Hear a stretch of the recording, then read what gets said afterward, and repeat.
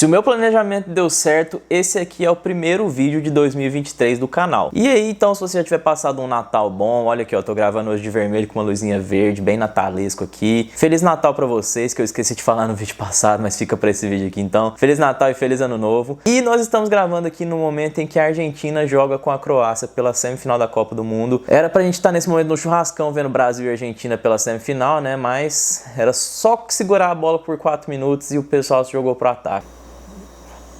Pois bem, eu morei na Europa, né, e como vocês sabem, eu fui pra Croácia. Não, gente, vamos falar de coisa boa. Eu morei um ano na Europa, como você que já conhece esse canal há mais tempo sabe, e nessa minha morada na Europa eu viajei bastante lá dentro. Eu conheci praticamente a Europa inteira. Eu só não fui ali para aqueles lados da Islândia, Escócia, por ali, e também mais pra cima ali, Noruega, esses lugares eu não fui. Mas leste europeu eu fui, todos os principais países ali do centro da Europa eu fui, e eu viajei muito barato. E agora eu queria falar para vocês um pouco sobre como é essa experiência. Eu vou falar para vocês após a vinheta.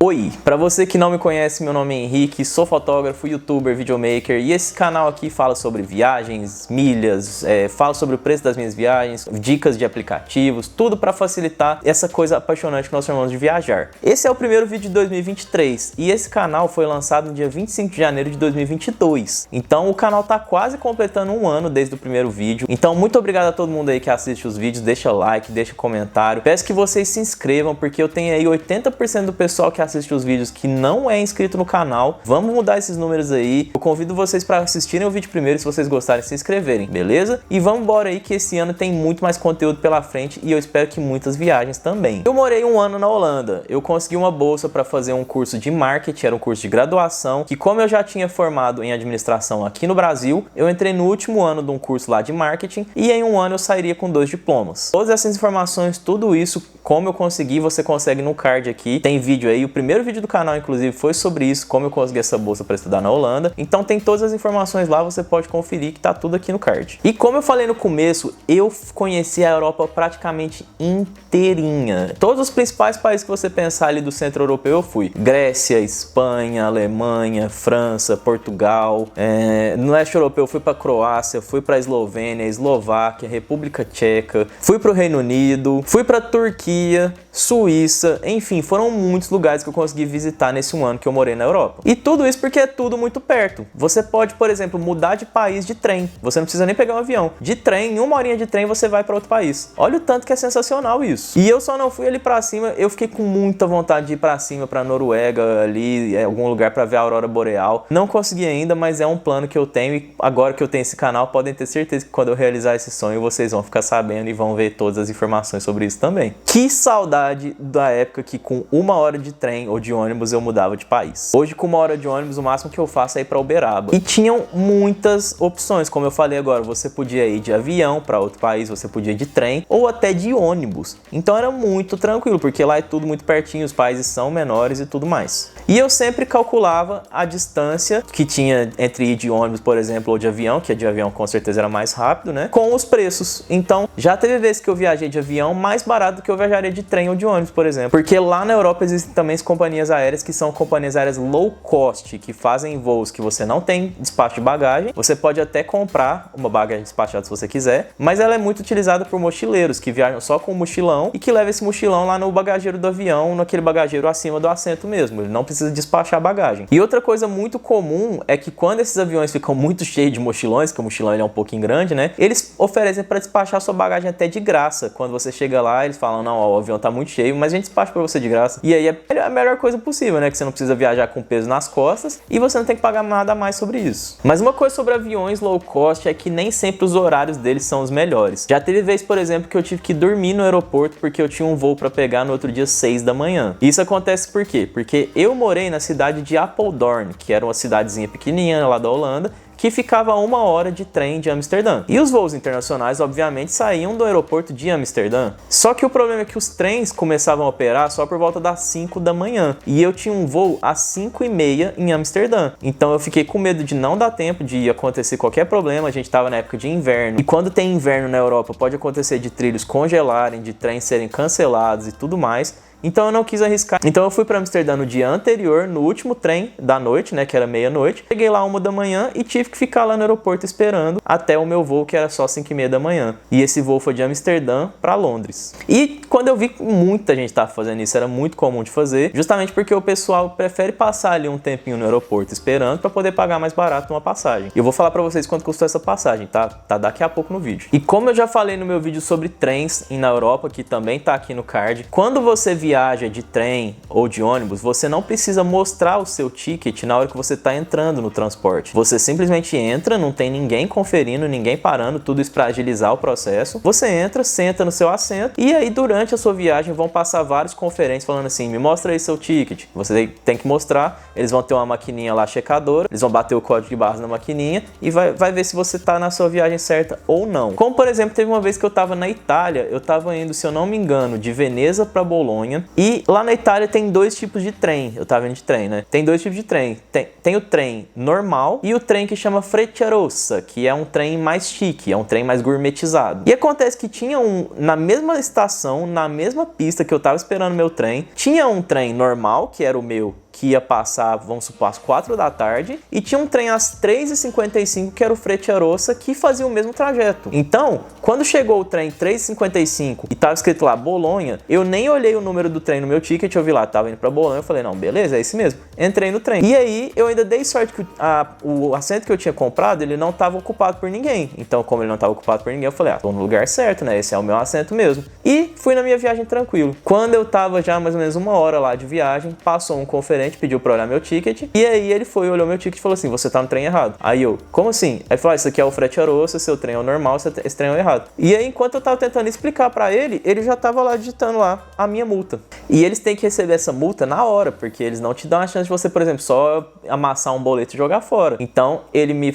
entregou uma multa que era de 20 euros e falou assim, você pode pagar em dinheiro ou no cartão de crédito. E eu tive que pagar 20 euros de multa lá na hora, que pra quem sabe é mais ou menos mais de 100 reais, né? E eu tive que pagar porque eu estava errado. Mas eu estava errado assim, porque também eles sacanearam, né? Depois eu fui conferir lá e realmente tinha um trem que era o meu, passava às 4 horas, e um trem que passava às 3h55, que era o Frecciarossa, e eu não me atentei a isso. Então fiquem a dica pra vocês. Sempre olhem o número do trem, o trajeto, tudo isso antes de entrar no trem pra você ter certeza que você tá entrando no trem certo. Eu tô falando muita palavra trem, né? Eu sou mineiro e isso às vezes pode deixar o pessoal meio confuso, mas aqui eu tô falando do trem de verdade, tá? Outra coisa muito comum que eu levei um tempo pra colocar na minha cabeça é que quando você viaja de um país pra outro de trem e você leva malas grandes, eles têm um espaço entre cada vagão do trem para você deixar essa mala grande, porque como é uma mala muito grande, às vezes você não vai conseguir pegar ela e colocar ela acima do seu assento, que o assento é alto, né, e a mala tá lá pesando seus 30 quilos lá, às vezes você não vai conseguir fazer isso. Então é muito comum do pessoal deixar a mala entre os vagões, tem um espaço destinado para isso. Só que a gente é meio que brasileiro, né, e como a gente é meio brasileiro, a gente tem medo de uma coisa meio que chamada ser roubado. Então assim,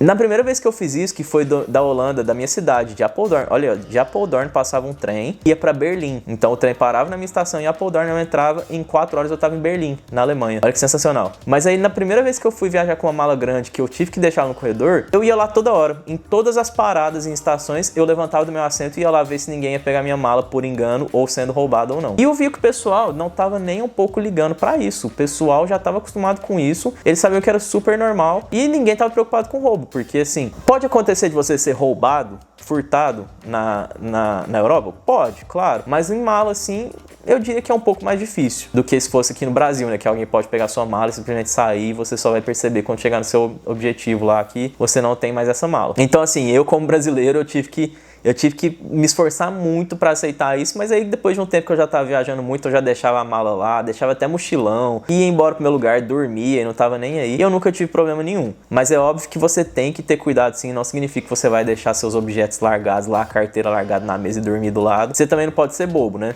E outra coisa maravilhosa que eu fiz, que eu recomendo demais, é andar de trem, um trem todo de vidro pelos Alpes suíços. Olhem só essas fotos que estão passando agora, olha que maravilha que é você poder andar de trem, vendo aí os Alpes, essas montanhas cheias de neve, assim. É uma coisa de louco, é uma das coisas mais bonitas. E eu ainda consegui enxergar a sósia do Nando Reis com o Tico Santa Cruz. Fala pra mim se não parece. É uma sósia, é uma fusão dos dois. Ele ainda tava ali legalizando um... Não vou falar nada não. E outra coisa muito comum que o pessoal faz é comprar um trecho de ida por uma companhia e um trecho de volta por outra. Isso pode ser tanto de ônibus, de avião, enfim.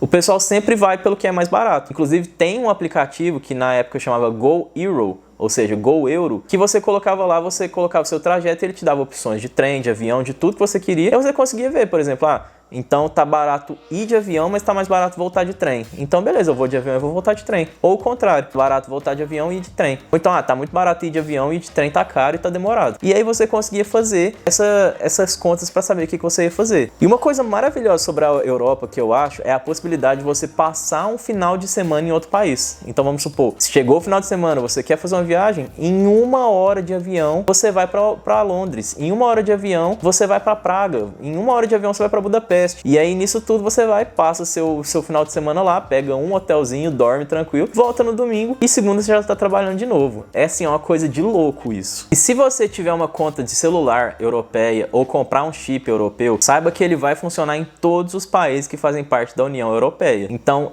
como eu morei 1 ano lá, eu fiz uma conta de telefone da T-Mobile. E essa conta, ela funcionava em quase todos os países que eu fui. Ela só não funcionou na Suíça e na Turquia, porque a Turquia, para quem não sabe, ela tem uma parte que é na Europa e uma parte que é na Ásia. Então, por conta disso, o plano de celular não funcionou lá. Mas o meu cartão de débito, por exemplo, que era um cartão de débito de um banco holandês, eu consegui colocar numa máquina lá da Turquia e sacar o meu dinheiro, que estava em euro, no dinheiro da Turquia, que é a lira turca. Eu consegui sacar, eles fizeram a conversão lá na hora, não tive problema nenhum. Olha que sensacional. E o que eu acho mais legal disso tudo é que mesmo se você ganhar pouco, digamos assim, porque o salário mínimo lá é mais alto que aqui, né? E o custo de vida é menor, você ganhar pouco, se você ganhar o básico, você consegue pagar suas contas, consegue comer bem e ainda sobra um dinheirinho ali para você poder fazer uma viagem. Obviamente que não vai ser uma viagem aí de luxo, você vai ficar no hotel 5 estrelas e tudo mais, mas você consegue fazer uma viagem para andar a pé, para ficar em hostel, tranquilamente, todos os finais de semana que você quiser do mês, com o seu salário trabalhando, você consegue se sustentar assim tranquilamente. É uma coisa assim que às vezes dá muita vontade. A gente pensa que a gente às vezes sai aqui no Brasil, gasta R$100 uma noite para ir num barzinho, sendo que a gente podia gastar 100 euros lá para um final de semana inteiro, com direito a ir em rodízio japonês, com o preço da viagem, com o hostel incluso, que um hostel lá custa de 12 a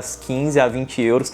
Nossa, eu vou parar de falar que senão eu fico triste. E aqui apenas para ilustrar, eu queria mostrar para vocês alguns dos valores que eu já paguei, tanto de trem, de ônibus ou de avião, para vocês verem o quanto é barato. Claro que o barato é relativo, né? Porque aqui eu vou passar preços de euro e o euro para real a conversão é cara. Mas eu tô querendo dizer para quem é europeu, para quem ganha ou quem é brasileiro, mas ganha em euro lá, esses preços aqui, na minha opinião, são muito baratos. É só você imaginar você pagando isso aqui em real para você se locomover pelo Brasil, tá bom? Então, ó, de Bruges para Ghent, que são 2 cidades na Bélgica, de trem, eu paguei €6,70, €6,70. Imagina você pagar R$6 para ir de Bruges para Ghent. Aqui, se você quiser ir para Araxá, você paga R$250 de Uberlândia para Araxá. É um absurdo. De Bruxelas para Bruges, R$14,70 de trem e R$9,80 de Ghent para Antuérpia. Esse foi de ônibus, R$9,80 um ônibus. De Amsterdã para Porto, isso aqui foi um voo, tá? €45 a ida e a volta, que eu consegui na Ryanair, que é uma companhia maravilhosa, low cost. De Apeldoorn para Berlim, que é o que eu falei para vocês, de trem, R$49,40. 4 horas de trem, R$49,40. Um trem super confortável, com Wi-Fi, poltroninha lá que deitava e tudo mais. E de Amsterdã para Londres, que foi aquele voo que eu falei para vocês, e de volta por €50,90.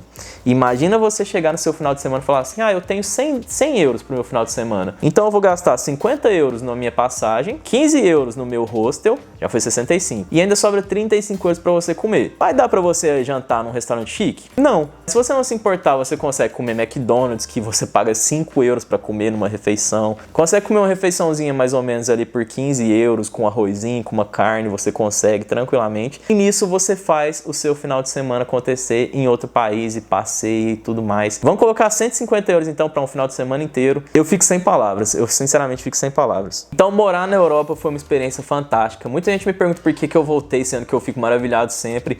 Eu voltei por causa que o Brasil, embora tenha vários defeitos, é onde está a minha família, meus amigos, e eu não me arrependo dessa escolha de ter voltado, mas eu sinto muita saudade. Assim, eu penso que para mim o ideal seria eu ter a vida que eu tenho aqui com meus amigos, minha família e tudo mais, só que no ambiente de lá. Se eu tivesse isso, para mim seria perfeito. Bom, então isso conclui o nosso primeiro vídeo de 2023, onde eu falei para vocês sobre como é viajar ali dentro da Europa. Se vocês tiverem qualquer dúvida, podem perguntar aqui, podem mandar no Instagram também. E agora sim, se o vídeo tiver te ajudado de alguma forma, eu peço para você se inscrever, deixar um like e compartilhar com seus amigos. Nesse vídeo eu vou ficando por aqui, mas eu agradeço aí a paciência de todos, a audiência, e nos vemos na semana que vem com mais um vídeo. Obrigado a todos e tchau!